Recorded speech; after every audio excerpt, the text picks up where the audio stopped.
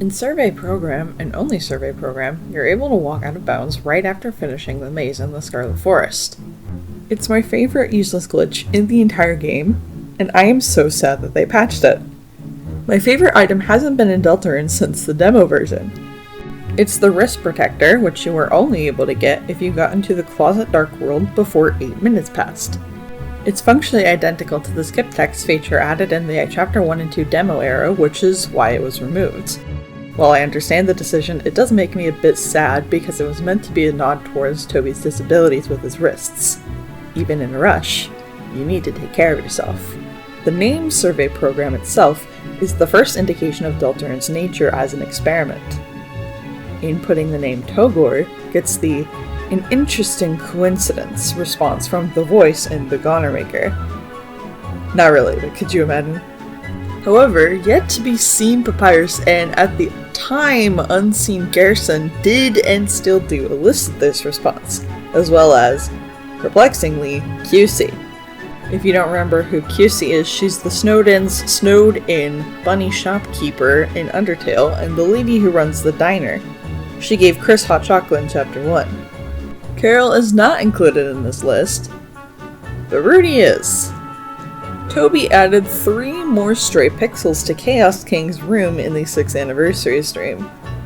Putting Gaster's name in used to crash your game entirely. Now it restarts or sends you to the chapter select depending on if you're using the demo or the paid version. Noelle had longer hair and a wider chin in her talk spray in this version. A bug that exclusively existed in the Nintendo Switch version had Jevel's scythe attacks knock out the targeted party member in a single hit. Cool mantle, bro. The Goner Vessel, if you skip straight ahead to a Chapter 2 game, will have all of their default values except for Mind, which implies that Chris chose these attributes and that they feel love towards the vessel. Whether they mean they feel the traditional kind or the level of violence kind is yet to be seen. Chapter 1 is, so far, the only time we've seen this Field of Hopes and Dreams banner. It's a heavily modified version of the Earthbound in-game text, but is literally just a PNG in Deltarune. If you'd like a recreation of this font though, I made a as faithful one as I could, and you're free to use it. I'll have a link in the description below. There are some purely cosmetic abilities that party members will gain when holding certain items. Chris will gain Spookiness up when holding the Spooky Sword, Annoying with the Mecha Saber, and Festive with the Jingle Blade.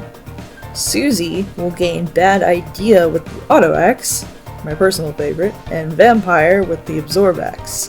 Thorn Ring and Twisted Sword affect Noelle's ability to be put under a trance, and Ralsei will become prickly with Raggart 2. The Princess Ribbon gives an Elegance stat. You can use a Glow Shard to instantly spare a Rudin. It's a total waste of a Glow Shard, of course, but you can do it. If you read the manual during the Clover fight, you can spare her in as little as 2 turns.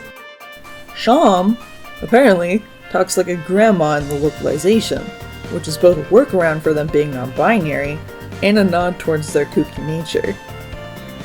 In Survey Program, the program's name would change to Deltarune during the dog check. After the demo, it would change to The Dark in the Closet Dark World. Ralsei T consistently gives the least amount of healing across the board, except to Susie. In the Fangamer live stream of Chapter 1, Newbert was put into the stream and presented as if he was in the game the whole time. He, of course, became a proper NPC in Chapter 2. In this same stream, to save on time, the party did not backtrack to Top Chef, and therefore had to use a top cake during the Jevel fight. In something that interests probably no one but me, it makes me wonder how this might potentially affect the inevitable 10th anniversary Deltarune livestream, since they are effectively locked out of ever obtaining a spin cake. To add on to this, I didn't know until like half a decade after playing this game that you can backtrack to Top Chef, so I always just fought Jevel without using the top cake at all to obtain the spin cake in Chapter 2. Rules uses extremely archaic pronouns in the Localization, calling the fun gang Danjitsu.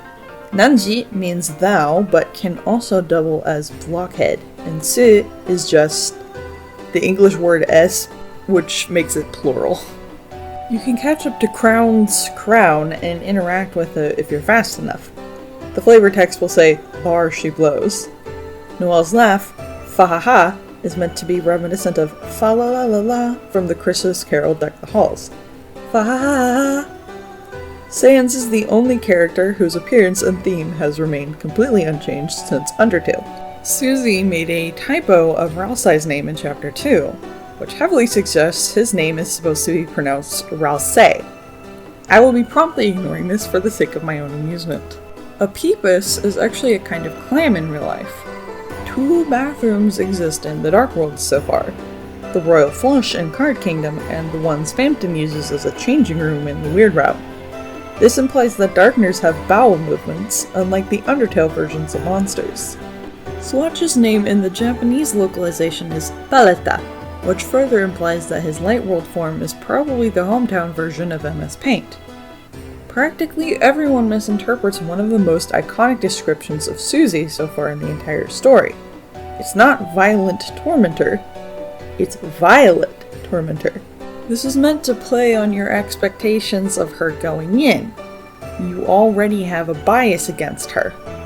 Chris is automatically set to run during Chapter 1's Spade Storm sequence, because Toby didn't know if it would be possible to beat by walking, or if players would realize there was even a run feature at all. If you beat rules violently, he will call Ralsei a bimbo. This implies that bimbos exist in Deltarune, which is funny. Queen's serial number contains every letter used to spell her name, and they all appear in the correct order. The brand of car the annoying dog runs Chris over with in the hallway leading to the egg room is a Little Tykes Cozy Coupe. The reason why Spamton has the puppet-cat combination is because he's being held up by cat 5-plugs. Instead of being written in camel case, in the localization, Queen's dialogue is formatted to fit HTML and is mostly inside of brackets. Her lamau is replaced with W's, as a shortening of wararu, or to laugh. I'm going to take a moment to explain one of my favorite Japanese slang terms here. If Toby really wanted to take the joke further, he could have used the character kusa, or grass, because www, or as I like to call this phrase, woo woo woo, looks like grass clippings according to some Japanese users. So if you ever wanted to understand why some chat members will literally type the word grass in English during funny moments in a VTuber stream, well, now you know. Queen was originally going to be a calculator. Chapter 2 has probably the most subtle It's Over 9000 reference in existence. Birdley will crush his scouter in frustration in the flavor text of his second fight.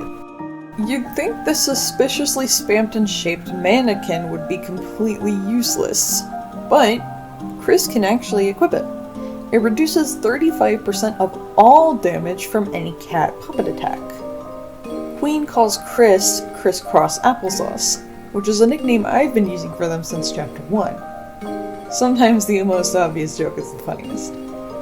Unfortunately, Holy Congadero was removed in the localization.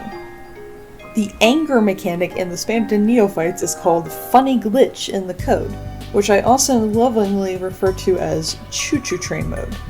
Despite being one of the funniest mechanics in the entire game, I always keep forgetting to initially use this when I fight him, because I now almost exclusively play Deltarune using a DualShock controller.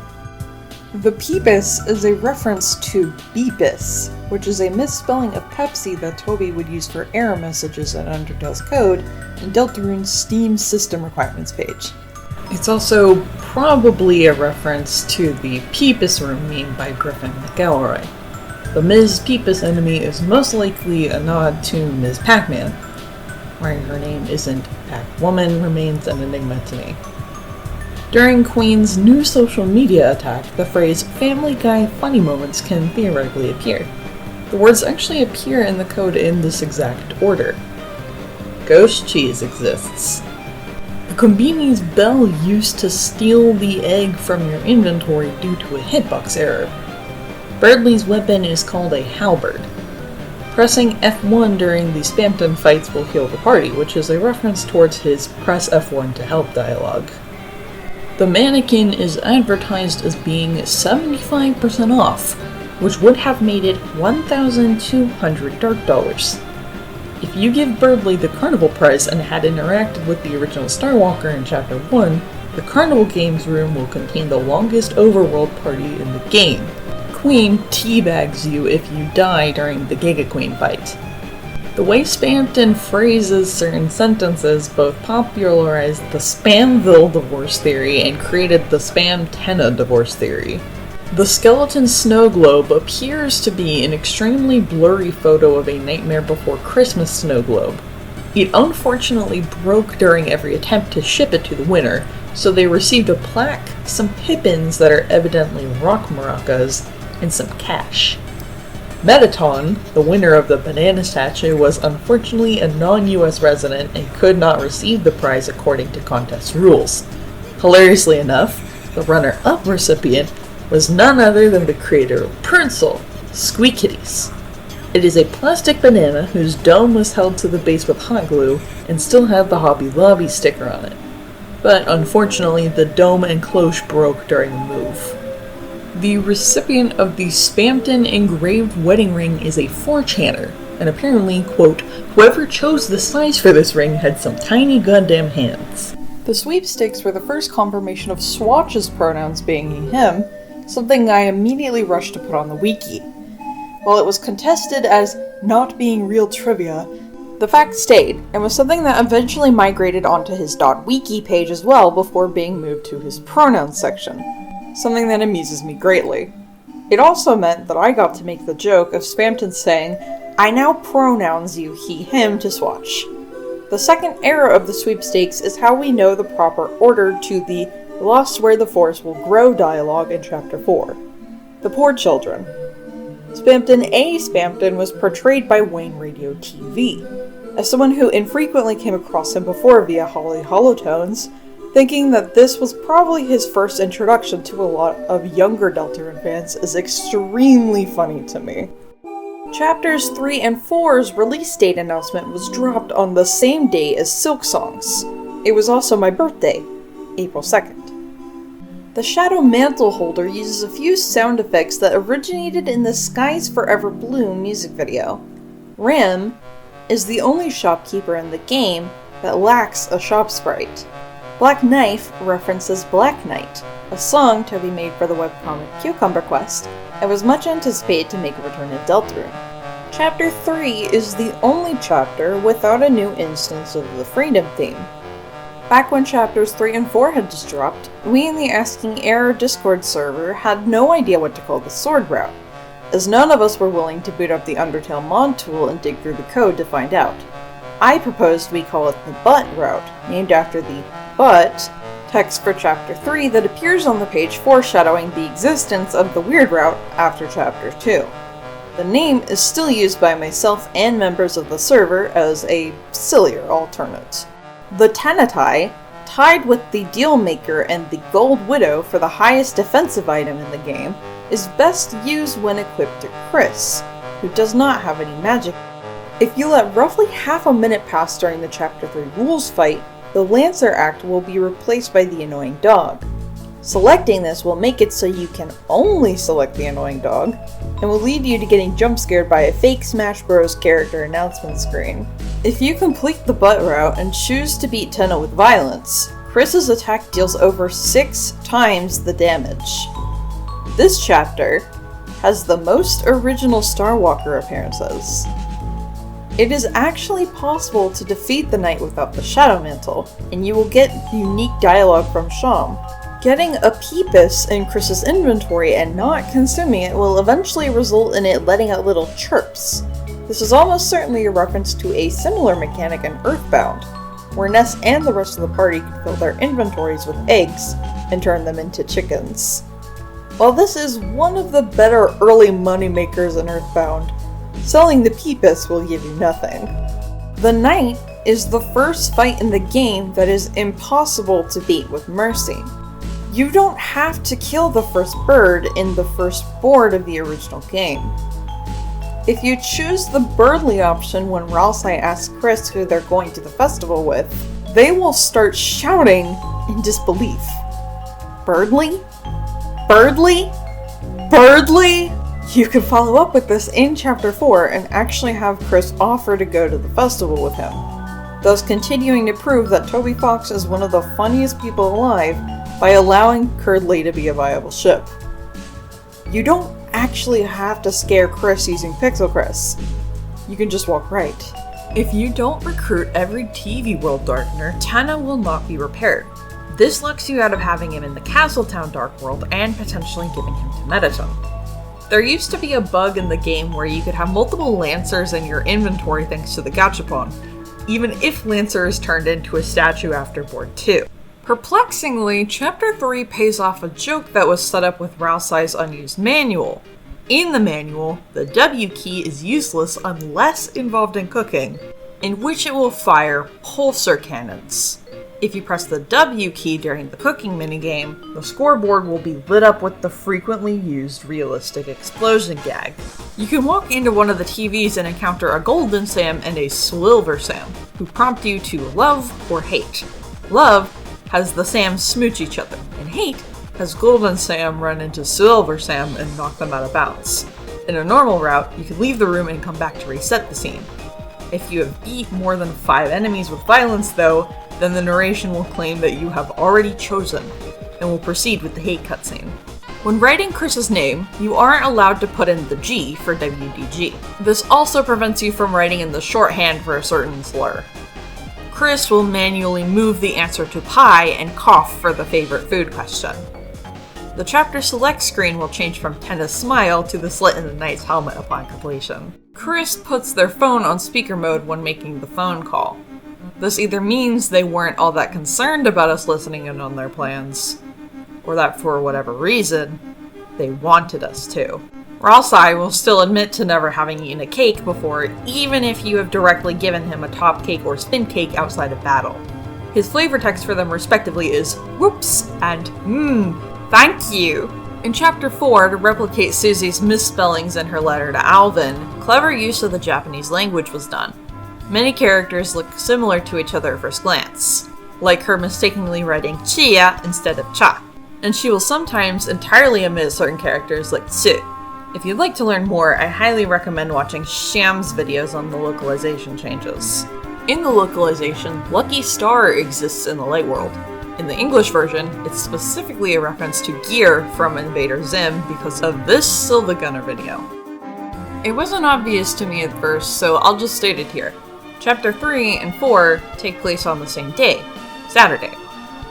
The empty mascot costume in Noelle's basement is reused from the Undertale Switch Edition Shrine Room.